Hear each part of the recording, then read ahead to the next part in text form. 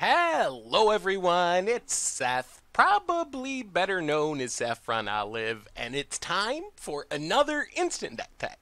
So as you know, Monday means it's Modern Monday here in Instant Deck Tech land, and we have a super spicy Jund list to check out today. So you're probably familiar with Modern Jund, especially now that Bloodbraid Elf is unbanned. Everyone was hyped for it, but this list is a little bit different. I don't want to call it budget because it's like $450, but compared to Liliana's and Tarmogoyf's, this is a lot cheaper than the typical Jund list, and it's also super spicy. So we're calling this one Jund Aggro. Really aggressive, cheaper than the normal Jund mid-range list, with some super spicy additions to it. Comes to us from Kato Kazumasa, who took it to a undefeated finish in a small Japanese tournament, so congrats to K2 on a super sweet deck. A quick reminder before we break down Jund Aggro for Modern. If you enjoy this deck and you want to see it made into videos, take a minute, click the like button, the subscribe button, leave a comment, anything you can do to support your deck, because whichever deck is most popular gets a shot at being made into videos next week. So Jund Aggro is all about the Bloodbraid Elf. Bloodbraid Elf is one of the powerful new unbanned cards, just came off the ban list and is super exciting for the format. So in this deck, Bloodbraid Elf is our top end, giving us a hasty 3/2 threat that comes along with something. We get to cascade into something, and there's a lot of different options of what we can hit in the deck, but the scariest thing we can hit, and one of the spiciest parts of this deck, is Grafted Wargear. So Grafted Wargear, kind of an underplayed equipment. 3 mana, gives a creature +3/+2, which is a huge power and toughness boost, but whenever it becomes unattached from a creature, you gotta sacrifice it. But the trick here is pretty simple. You cast Bloodbraid Elf. If we happen to cascade into the Grafted Wargear, we can just immediately put it on our Bloodbraid Elf, and we suddenly, out of nowhere, have a 6/4 hasty attacker. That is a ton of damage getting in at our opponent. Sure, if Grafted Wargear gets killed, our Bloodbraid Elf dies, but that is just a huge, massive chunk of damage coming in, and Grafted Wargear has some additional upsides with our deck. So part of the upsides are we have a bunch of recursive threats. Bloodsoaked Champion, Bloodghast, keep coming back from our graveyard, so if they die because we get our Grafted Wargear killed or we need to move it to another creature, it doesn't really matter. These cards also get us off to really fast starts. Bloodsoaked Champion, basically a recursive, unblocking Savannah Lion.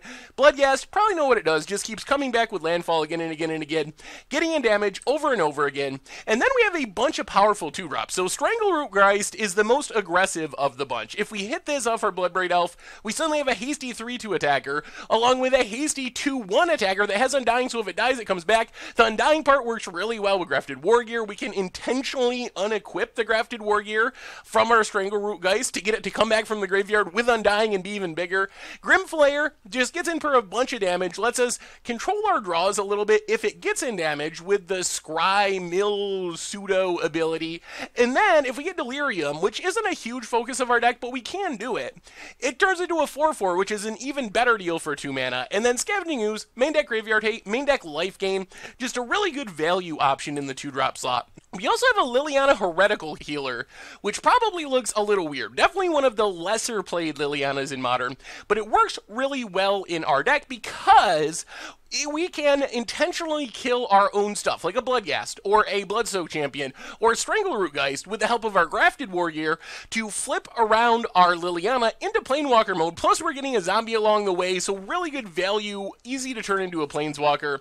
And then the other sweet part of the deck is we kind of have this aristocrat-ish finish. So we have a couple of Blood Artists, and we can use our Grafted Wargear to just sacrifice our entire board by moving it around, sacking the creatures, and this lets us get in the last 5 points of damage. 6 points of damage, whatever. After we get in the hasty damage with Strangleroot Geist and our recursive Bloodghast and our Bloodbraid Elf, we can kill our opponent even if our opponent manages to gum up the board. And remember, we can do little mini combos as well, where we like sack our Bloodbath by moving the Grafted Wargear off of it, play a land to get it back, sack it again, or keep recasting the same Bloodsoaked Champion, or even just the Undying with Strangleroot Geist to get 2 triggers with our Blood Artist. So it keeps our life total high and gives us this direct damage reach where we can drain away our opponent's last few points of life. As far as interaction, couple of Thought Seizes, couple of Inquisitions of Kozilek, so typical Jund stuff, not as heavy on the discard as some builds, but a few discard spells, just because they're so good in the format. And then for removal, 4 copies of Lightning Bolt, good option because it can go to the face if we need it to, deals with creatures that could block our stuff in the early game, and if our opponent's greedy and doesn't tick up their Jace right away, can take down a Jace for just 1 mana. In the mana base, couple of Raging Ravines as a creature land, some fetch lands, some shock lands, some basic lands, some blooming marshes. As far as the sideboard, we can kind of transform into almost a land destruction deck, so we have a ton of land destruction for control, for sort of Tron style decks, anything that needs a lot of mana. 3 Stone Rains, a Molten Rain, a Crumble to Dust.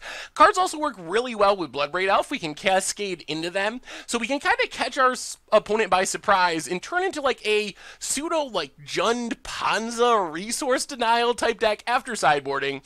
Otherwise, a bunch of removal for different situations. Terminate gets everything. Abrupt Decay gets smaller creatures but can also get artifacts and enchantments. Golgari Charm deals with Lingering Souls, can get enchantments, can regenerate our stuff for a Wrath like Supreme Verdict, Ancient Grudge for artifacts, Nile Spellbound for graveyards, and that is Jund Aggro for Modern. And that's our instant deck tech for today. So thank you so much for watching.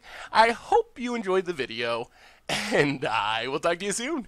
Thanks for watching the video. If you enjoyed it, help us out by clicking that like button down below.